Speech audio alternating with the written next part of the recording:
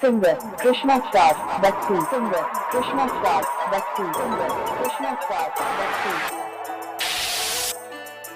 अरे ओ बेवफा, मुझे इतनी करीब लाई क्यों? अगर दिल तोड़ना ही था तो दिल को लगाए क्यों? अरे तुम भी इंसान हो, हम भी इंसान हो। तुम्हें दर्द होता है, मुझे भी दर्द होता है। फर्क सिर्फ इतना है, तुम हंस के उड़ा देती हो और हम दिल से लगा लेते हैं। जा तुम भी खुश रहे, हमें तो क्या, हमें तो उम्र भर रोना है।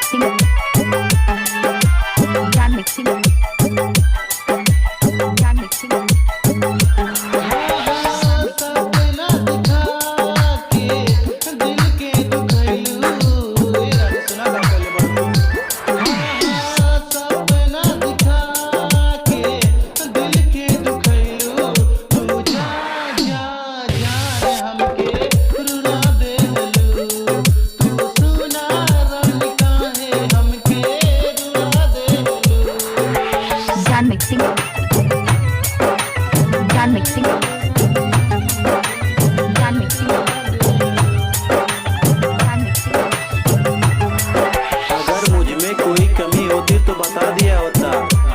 बेवफा तू ऐसे ही छोड़ के चली गई, क्या हमें दर्द नहीं होता? बहुत दर्द होता है।